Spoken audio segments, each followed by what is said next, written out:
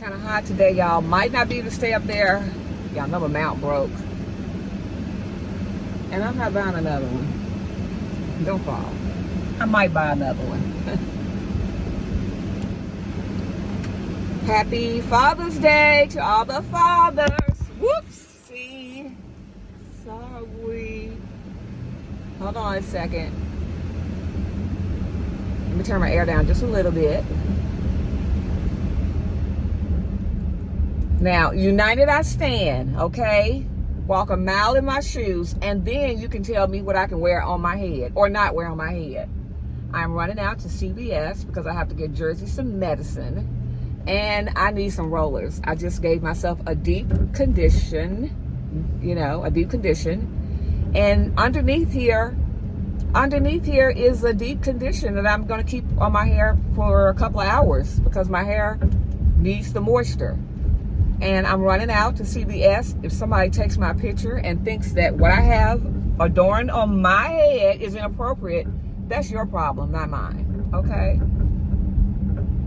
Yeah, until you walk a mile in my shoes, don't judge me for what I have on my head, okay? Anyway, how y'all doing? I'm just messing with y'all, but yeah, I have my little wrap on. It does match my shirt though.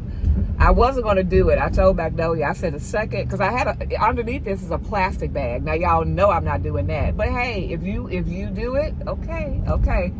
I wouldn't do it. I told Magnolia, maybe I should just rinse the conditioner out of my hair and then run to CVS real quick. And I said, no, I'll just put this on. It's cute. A little gray camouflage number. Now, it's not a bonnet, but it is a protective covering over my head. And when I run to CVS real quick, I hope nobody decides to take a picture of me and plaster it all over their Facebook saying I should be ashamed of myself. Some kind of festival going on over here today. So how y'all fathers doing today? My girls got up and made their dad breakfast. He had waffles and sausage and bacon and eggs and I think orange juice and coffee. The girls were going to make him a smoothie. He said, I'm full, y'all. I'll take my smoothie in a minute. They're going to take him to the movies today. They're going to see Transformers. Happy Father's Day. Thank you. Bye-bye. See you. Have fun. I will. Bye. Which they're going to see Transformers, which he really wanted to see. So they're doing that today with him, and that's about it. Art ran out to get his car washed, and I think he went to the bank this morning. Yeah, but that's all we're doing on a Sunday. But I thought I would come in here and say hello and happy Father's Day to all the fathers out there. I got to see my husband's brothers yesterday, and that was so nice. A beautiful Father's Day tribute. We went to my nephew's graduation party yesterday. I didn't take any footage, and I didn't even take any pictures, actually. I know Magnolia and Art did, so maybe if I have a few pictures, I'll stick them in here. But it was really, really a beautiful party. And it was almost more like a ceremony for his graduation. His mom, his dad, Artie, and I are his, godparents, and his uncle and cousin, and, family coming from all over to, congratulate him on graduating from college. And, we all have a story, and his story is his story is beautiful. You guys remember me when he was in high school. I took y'all to his 1,000 point game. His life has been basketball since he was, I would say, 3 or 4 years old. Maybe even before then, because I remember his mom got him a basketball court, a little basketball set for Christmas one year, and he was slam dunking on that little thing. So his life has truly been basketball. Overall, great athlete. I actually thought his game would be football because he had a throw and a half on him. I thought he was going to be somebody's little quarterback. But you know, we all have our story. And when his mother told his story, went to school on a basketball scholarship. And what I basically am so proud of him about, he got his lesson, meaning that he got good grades. He could have actually gone to school. Actually, I think they offered him an academic scholarship, which is very unusual doing this world we live in, because most of the time, if you're not making the school money, they're not giving these children scholarships, right? So he had during COVID, his team went to the finals, NCAA finals. Y'all remember that because I told y'all about that. I think I took y'all to one of his games when he was playing.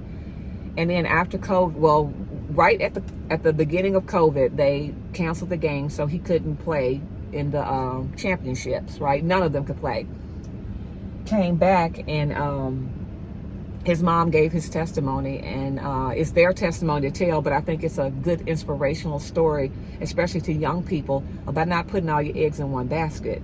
His journey with basketball came to an abrupt end, which devastated him. But your abrupt end is not the end, especially in the sight of God, in the mind of God. And to me, you don't even have to be that strong in the Lord. You could be a babe in the Lord, to me, and it still works out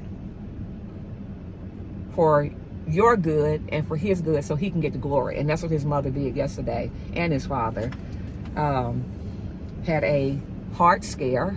She told the story. He was in the middle of doing push-ups and just, had a heart scare. Took him to the doctor, and the doctor told him that's it. And he was devastated. So you figure you're on track to possibly finishing your college career, letting it be paid for by you being able to play basketball. And that just wasn't the case. And it was during COVID. We were isolated. His mom shared with me, that when he got the news, he was in the doctor's office technically by himself, because they weren't letting other people come in, and technically he was an adult. And he asked the doctor, please let my mom come in. She's got to hear this news from you. And they did. And, just a beautiful testimony. She was worried about him because, again, it was COVID. People were isolated. You get news like that, and you kind of can do one or two things.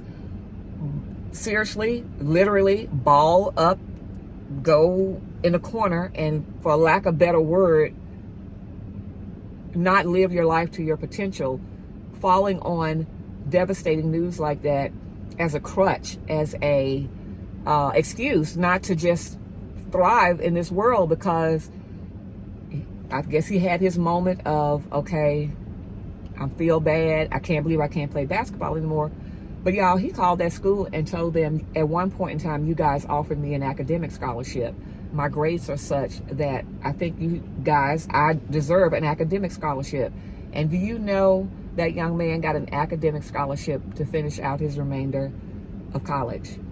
And when we saw all of those young men who played on that team with him, I didn't see anybody except him walk that stage. Now, it could have very well been. I think he did introduce us to his freshman year